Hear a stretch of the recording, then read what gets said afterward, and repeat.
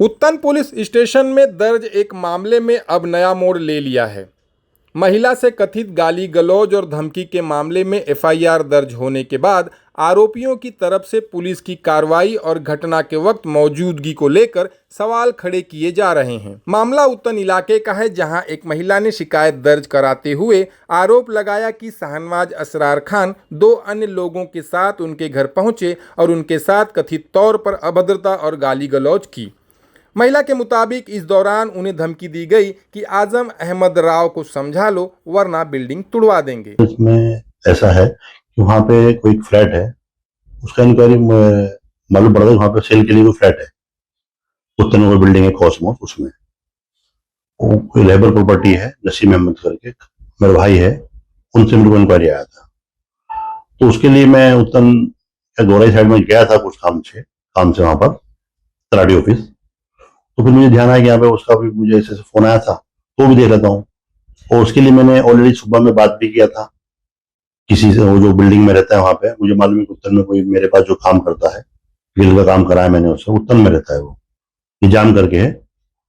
उससे मेरा बात हुआ था कि ऐसे ऐसे बिल्डिंग के बारे में, उसका मेरा फुल रिकॉर्डिंग है जो भी मेरा बात हुआ उससे, कि उधर वो फ्लैट है क्या सेल के लिए। तो उसने बताया था हम उसकी बिल्डिंग में भी कोई फ्लैट है। तो मैंने उससे भी इंक्वायरी किया था कि क्या रेट है, जो भी सब बताया था, बातें हुई थी, मेरे पास रिकॉर्डिंग है उसका, सब चीजें हैं। और उससे मैंने एड्रेस लिया, वो भी मेरे पास है, उसने मुझे एड्रेस बताया, वो भी है। और दूसरा, फिर मैं वहां पे जब गया तो वहां जाने के बाद मुझे नहीं मिल रही थी बिल्डिंग, काफी टाइम हो गया था ढूंढते, क्योंकि सी फूड एरिया है वो, उसमें बिल्डिंग कोई दिख नहीं रही थी। तो मैंने उसको वापस से फोन किया नसीम को कि भाई मैं इधर आया हूँ, जो तुमने मुझे फ्लैट बताया था, तो बिल्डिंग ही नहीं मिल रही, मुझे फ्लैट कैसे मिलेगा।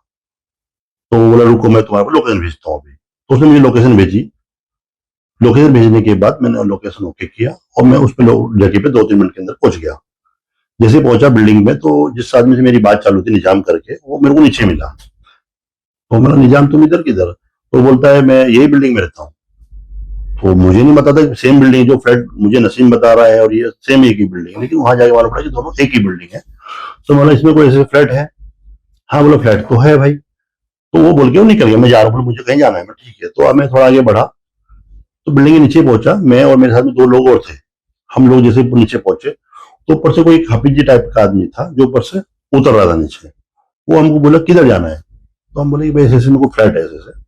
वो देखने आए, तो मेरे साथ में कोई एक आदमी था जिसने कमेंट किया उसको कुछ ऐसा कि भाई यहाँ पे बहुत सस्ते फ्लैट मिल रहे हैं। तो उस पर उसके साथ गुस्सा आया क्या आया, तो उसने उसको कुछ बोला। तो मैंने उसको चुप किया कि अब फ्लैट देखना है हमको, ये मगजमारी नहीं करनी। ये बोलते हुए हम उधर ही रुक गए। रुकने के बाद उधर पीछे से भी कोई बोला कि तुम लोग कहाँ यहाँ पे फ्लैट देख रहे हो, यहाँ तो इलीगल बिल्डिंग है ये, और इलीगल बिल्डिंग है ये, कोई इसका कुछ रिकॉर्ड नहीं बिल्डिंग का। तो फिर हम लोग जान, तो फिर अपने देखना ही फ्लैट। अपन वहां से रिवर्स हो गए, और रिवर्स होके अपन अपने घर ऑफिस पे आ गए, यहाँ पर रोड में। और ऑफिस में आए, फिर घर पे रात में अपन घर गए। घर जाने के बाद रात को करीब 12 बजे या 12:30 बजे किसी का फोन आता है, बोले तुम्हारे ऊपर एफआईआर हुआ है उत्तम में। तो हम लोग क्या एफआईआर हुआ भाई? हाँ, तो हम तो गए तो थे, लेकिन एफआईआर क्या हुआ? बोले तो मुझे भी नहीं पता, सुनने मारा है तुम्हारे ऊपर 354 लगा है, औरतों का छेड़म छड़े वो केस है। तो ना औरतों से हमारे को मुलाकात नहीं वहां पर, ना कोई औरत थी वहां। हाँ आदमी जरूर मिले हमको दो, बाकी तो कोई हमारी मुलाकात हुई नहीं ऐसी। तो बोला ठीक है।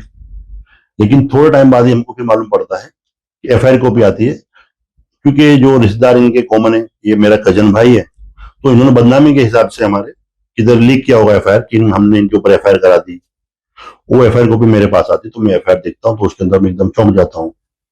होता यह है कि मेरे साथ जो आदमी नहीं गया था उसका भी नाम इन्होंने इसके अंदर डाल दिया।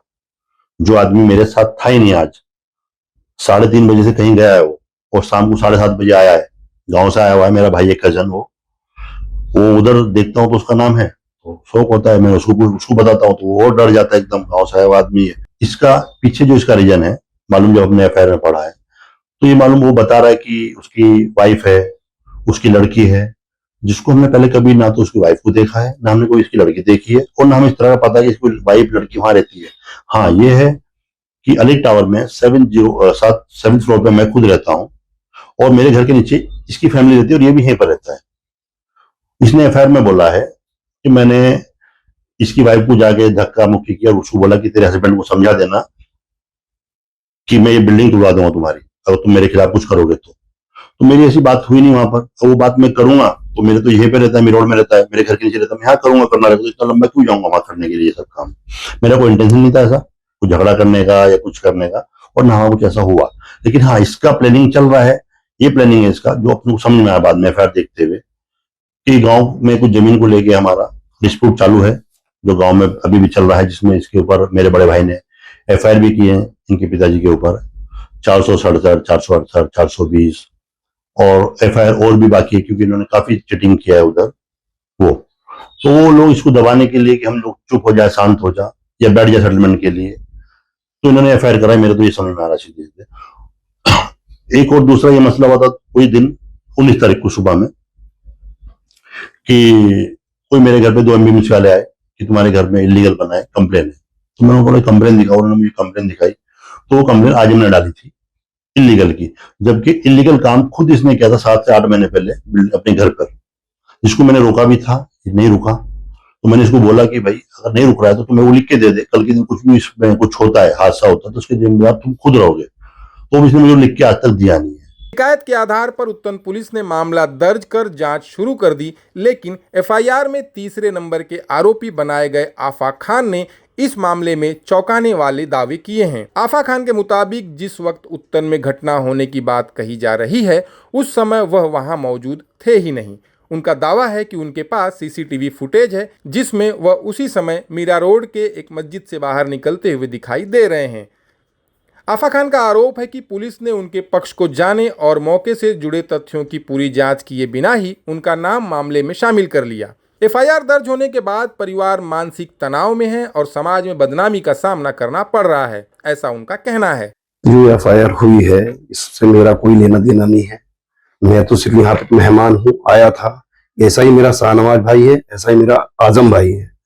मैं तो जिस टाइम पे ये सब मुझे पता लगा है और झटका लगा है, क्योंकि जहां जो जो टाइम इन्होंने बताया है, मैं 3:30 बजे से लेके 7:30 बजे तक मैं रहबर प्रॉपर्टी है मेरा भाई नसीम खान, उसके पास था, और उसकी सारी वीडियो फुटेज जो भी है, मेरे कॉल, उसकी फोन कॉल की रिकॉर्डिंग जो भी सब चेक कर सकते हो। और इन जो चीजें डाली गई है, जो न्यूज में जो चली है, मेरे गांव में तक पहुंची होगी, मेरा परिवार, गांव वाले देख रहे होंगे, तो वो क्या सोच रहे होंगे मेरे बारे में। और उस चीज से मुझे बहुत झटका लगा है, और मैं चाहता हूं जिसने जो भी मेरे बारे में ये गलत जो डाला है तो उसके खिलाफ एक्शन हो। वहीं मुख्य आरोपी बनाए गए शाहनवाज खान ने पूरे मामले को आपसी जमीन विवाद से जोड़ते हुए शिकायतकर्ता पर पलटवार किया है। शाहनवाज खान का आरोप है कि गांव की जमीन को लेकर आजम राव के साथ विवाद चल रहा है। उनका कहना है कि जब यह विवाद नहीं सुलझा तो उन्हें बदनाम करने के लिए उनके खिलाफ कथित तौर पर झूठा मामला दर्ज कराया गया। शाहनवाज खान का कहना है कि घटना वाले दिन क्या हुआ था, इससे जुड़े तमाम सबूत वह पुलिस के सामने पेश करेंगे। साथ ही उन्होंने मीरा भाईंदर वसई विरार पुलिस से पूरे मामले की निष्पक्ष और गहन जांच करने की मांग की है। अब इस मामले में एक तरफ महिला की शिकायत है तो दूसरी तरफ आरोपियों की ओर से लगाए जा रहे गंभीर आरोप और सीसीटीवी सबूतों का दावा।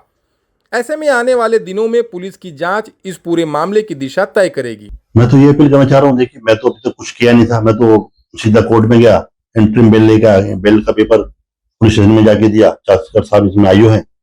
मैं उनको बोला जो भी सच्चाई है उसका आप बराबर इंक्वायरी कीजिए, अगर सच में मैं आरोपी हूँ, मेरा कुछ मिलता है आपको डिटेल, तो मैं तैयार हूँ। लेकिन आप एक बार मेरा फोन रिकॉर्ड, मेरा जो भी है अब इलेक्ट्रॉनिक जो भी आइटम है वो चेक कीजिए, आप मैं कहाँ था उस टाइम, मैंने किस किस लोगों से बात की, उस टाइम का आपका रिकॉर्ड रहेगा सब फोन के अंदर, मेरे फोन से चेक कीजिए।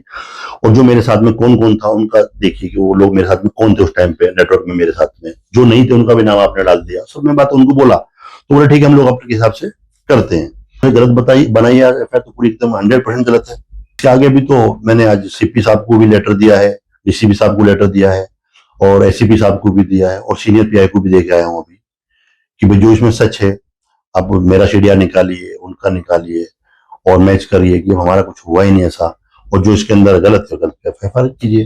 अब लोगों को मालूम है कौन क्या कर सकते थे, और आदमी को समझ में आता है आज कि आदमी मीरा रोड से ये सब काम करने उतना नहीं जाएगा इतनी दूर करने के लिए, स्पेशल कि उधर बच्चों को छेड़ने के लिए उतना क्यों जाएगा आदमी। कुछ करना तो तेरे को इधर ही मारेगा, और हमारा काम नहीं है कि हम लड़की छेड़े। हाँ इसका है, इसका बचपन से यही रहा है। इसने 2012 इसने कुछ उसमें मेरे उसमें जिक्र किया कि मेरे पे सेम टाइम 2 एफआईआर और हैं, सिम टाइप की। हाँ, 2 एफआईआर है। दोनों एफआईआर का इंक्वायरी कीजिए आप, 2010 और 2011 में शायद हुई है। उसमें ये फिरियादी का विटनेस है, उस टाइम पे विटनेस में इसका नाम है। और वो एफआईआर इसने ही कराई कि इसको दिख रहा है कि मैं तो कुछ करता नहीं, क्योंकि कुछ करता नहीं है तो इसके बस की कोई काम नहीं है। हाँ, ये इसका काम है कि ब्लैकमेल करे लोगों को, कुछ तो मिले कहीं से, ये काम है इसका। वो एफआईआर मेरे पास दोनों भी खत्म हो चुकी हैं उस टाइम पर ही। वो एफआईआर में कुछ नहीं है। ये बोलता तड़ीपार का 2014 में इसने किया, 2014 के बाद तो मेरा एफआईआर खत्म हो गया दोनों। तड़ीपार कैसे होगा मेरे ऊपर? मुझे कानून पे पूरा भरोसा है कि जो भी मेरे साथ अन्याय होगा, कुछ मेरे खिलाफ नहीं होगा।